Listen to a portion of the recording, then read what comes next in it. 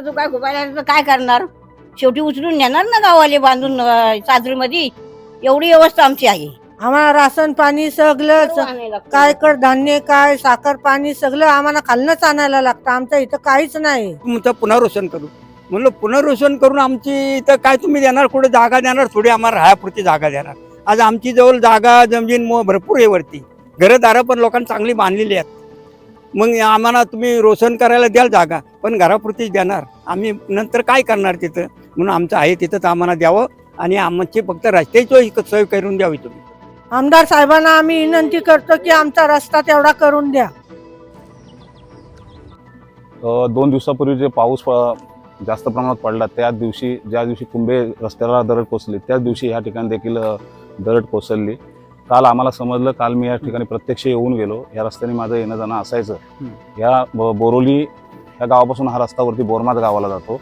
आपण जो डोंगर पाहिला त्या पायथ्याशी बोरमाज गाव आहे. या डोंगराच्या पायथ्याशी ह्याच्यावरती एक डोंगर आहे. त्या डोंगराच्या पायथ्याशी आपण खालून येताना तो डोंगर दिसतो आपल्याला. त्या पायथ्याशी हे गाव आहे. या गावात बहुतेक मुंबईकर आहेत आणि इथं राहणारे सर्व वरिष्ठ मंडळी गावाला राहतात. गावामध्ये किती घर आहेत? तरी 70-80 घरं असतील. मोठा गाव आहे. जरी डोंगर भागातील गाव असलं तरी मोठा गाव आहे. त्याला पायवाटच आहे फक्त. आता सध्या ही पायवाटच आहे. ही पायवाट पण बंद होती. आता गाडी मार्ग असल्यामुळे पायवाटेकडे जास्त काही लक्ष नव्हतं कोणाचं, परंतु आता जर पाहिलं आपण तर ही पायवाट आता बनवून घेतलेली आहे. एक 100 ते 150 मीटर पायवाट असेल, म्हणजे इथे रस्त्यापर्यंत चढ या डोंगरातनं. नंतर मग रस्ता पूर्ण नंतर चांगला रस्ता आहे. 3-4 किलोमीटर असेल मला असं वाटतं इथून. परंतु जरी पायवाट असली तरी आता वयस्कर माणसं वरती राहतात. 70 ते 80 वर्षाची माणसं वरती राहणार आहेत. आपल्याला आता ह्या पायऱ्या केलेल्या दिसतात त्यांनी. या पायऱ्या केल्या, ते पायऱ्या मातीमध्ये पावसामुळे पाय घसरतात म्हणून बनवलेलं आहे त्यांनी. बोरमासला ज्या वेळेला दरड कोसळली त्यावेळेला ती प्रत्यक्ष दरड कोसळताना पाहणारे प्रत्यक्षदर्शी आपल्यासोबत आहेत. आपण त्यांच्याकडनंच काय नक्की गोष्ट घडली, कसा घटनाक्रम होता आणि काय झालं ते त्यांच्याकडनं जाणून घेऊया. काय सांगाल तुम्ही की तुम्ही ज्या वेळेला इथे होतात साधारणपणे किती वाजले होते? तरी 3 वाजले होते. 3 वाजल्यापासून आम्ही पहिली गावकीची 4 लोक होतो. 4-5 लोक आली होती. थोडंसं गेलं होतं म्हणून साफ करायसाठी आम्ही आलो. त्यातून आम्ही साफ करून बाहेर नाही निघतोय तर बाकीची सगळी गेली. मी एकटा इथं उभा होतो या पोलाजवळ. ह्याची वाट बघतो, करण मालुंगांची वाट बघतो का गाडी येते मी वर जाईल. त्याची वाट बघता बघता 4 वखत ते टप्प्यावरती गेलं. एकदम गेलं नाही, थोडं गेलं असं 4 वखत मी स्वतः इथं बघितलं जाऊ. म्हणजे पहिले दरड थोडी गेली, साधारण गेली. आलेली होती. ते साफ करायला गेलो आम्ही. साफ करायला त्यावेळेला मग तुम्ही थांबल्यानंतर मग ती दरड कोसळताना बघितली. म्हणजे कुठून नक्की पहिले दरड कुठून आली वरनं? पहिली ह्या पट्टा गेला पहिला, त्यानंतर मधला पट्टा गेला. असं 4 वखत दरड कोसळली. मी तिथंच पोलाशी उभा होतो. ह्याची वाट बघत हा आत्ताच येतोय मंगाच येतोय. नंतर मग मी घाबरलो, म्हणलं हे इकडं आहे, हे जर कोसळलं तर मी एकटा काय करू. मग निघालो, तो वाटण खाली खडकावर उभा जाऊन राहिलो. तितक्यात ते 2 जण आलं, अंकुश आणि करण. ते आलं. मग त्यावरती मग आम्ही घरी त्यानंतर गेलो. माणगाव तालुक्यात सुरू असलेल्या मुसळधार पावसामध्ये निजामपूर विभागामधील बोरमास हा जो रस्ता होता हा दरड कोसळल्यामुळे वाहून गेलेला आहे.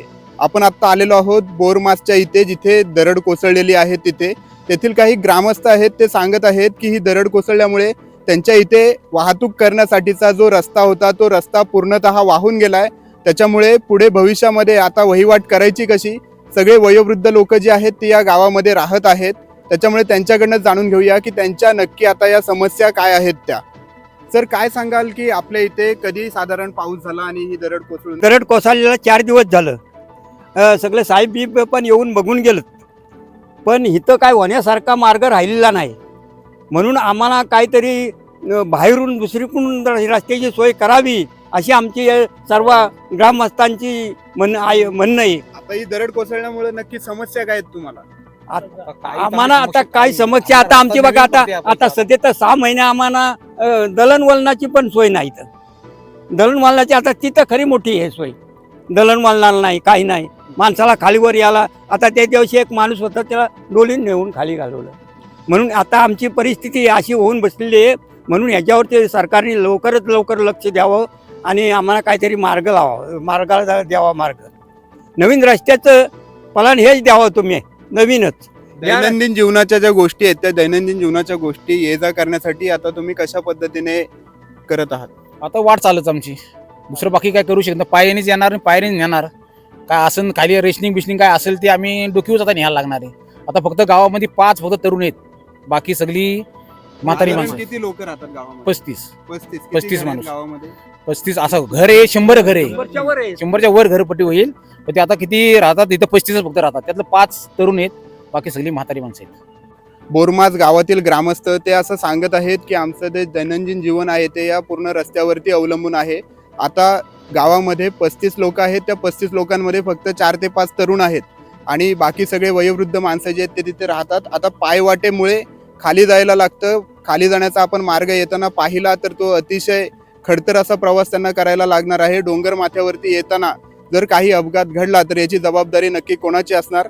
ग्रामस्थ सांगतात की आम्हाला जो रस्ता वाहून गेलेला आहे तो रस्ता आम्हाला नको, आम्हाला नवीन जो रस्ता असेल त्याच्यासाठी आम्ही दुसरी जागा देतो, तिथून आम्हाला नवीन रस्ता तयार करून द्या अशी विनंती ते ग्रामस्थ प्रशासनाकडे करत आहेत. काल मी प्रत्यक्ष बोरमाच्या ठिकाणी जाऊन सकाळी पाहणी करून, तसेच माननीय तहसीलदार साहेब, सभापती महोदय हे अगोदर आले होते पाहणी करायला. आल्याच्या नंतर मी तिथे स्वतः मी जातीने पाहणी करून गेलो. त्यानंतर कुंभ्या ठिकाणी गेलो. त्यात असताना कुंभ्या ठिकाणी अतिशय जलद गतीने ही दरड कोसळले, त्याचं काम चालू आहे. हे 2 दिवसात पूर्ण काम होईल. आणि बोरमाच्या ठिकाणी मी स्वतः प्रत्यक्ष मी स्वतःच्या प्रशासनाने पण हातभार लावला. माझ्या स्वतःच्या खर्चाने मी JCB तिथं पाठवली होती. पण पाठवत असताना ते काम करताना परत दरड कोसळली आणि भयंकर ही दरड कोसळल्यामुळे रोड पूर्ण वाहून गेलेले आहे. पण प्रशासनाशी मी संपर्क साधून त्यांच्याशी बोलून जलद गतीने युद्ध पातळीवर कसं काम लवकर होईल या प्रयत्न मी प्रयत्न करेल. आणि पाऊस कमी झाल्यानंतर हे लवकर काम होईल हे मी त्यांना सांगू इच्छितो.